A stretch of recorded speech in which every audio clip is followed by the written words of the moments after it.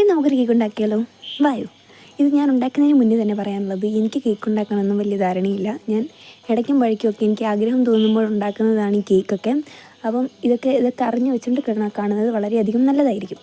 പിന്നെ ഞാൻ ആദ്യം ഒരു മുട്ട ഒഴിച്ചു കൊടുത്തു. പിന്നെ എനിക്ക് ആവശ്യത്തിന് പഞ്ചസാര ഇട്ട് കൊടുത്ത കാര്യം, എനിക്ക് എൻ്റെ വീട്ടുകാർക്കൊക്കെ ഭയങ്കര ഇഷ്ടമാണ് പഞ്ചസാര. പിന്നെ ഞാൻ അടിച്ചു വന്നപ്പോൾ വാനില എസൻസ് ഇട്ട് കൊടുത്തു. പിന്നെയും അടിച്ചു.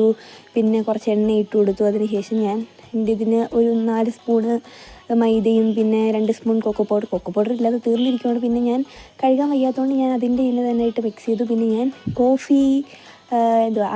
കോഫി പൗഡർ വെള്ളത്തിൽ കലക്കിയിട്ടാണ് ഒഴിച്ചു കൊടുത്തത്. പിന്നെ ഞാനത് എൻ്റെ ലഞ്ച് ബോക്സിൽ, ഞാൻ പറഞ്ഞ ഈ സാമഗ്രികളൊന്നും എൻ്റെ കയ്യിലില്ല, അതുകൊണ്ട് തന്നെ ഞാൻ എൻ്റെ ലഞ്ച് ബോക്സിലാണ് കുക്കറിൽ ഒരു 30 മിനിറ്റ് വേവിച്ചതിന് ശേഷം ഫാനിൻ്റെ അടിയിൽ ഞാൻ കൊണ്ടുവച്ചു.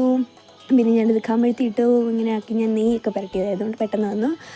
പിന്നെ ഞാനൊരു ഷേപ്പിനൊക്കെ ഞാൻ മുറിച്ചു. ഞാൻ അത് കുത്തിയതിൻ്റെ പാട്, അത് വെന്തോന്ന് നോക്കാൻ വേണ്ടി ഞാൻ കുത്തിയതാണ്. ആ കുത്തിയതിൻ്റെ പാട് വന്നിരിക്കുന്നു. ഞാൻ ഷേപ്പൊക്കെ ആയി മുറിച്ചു. എൻ്റെ ചേച്ചിക്ക് കൊടുത്തിട്ടുണ്ട്.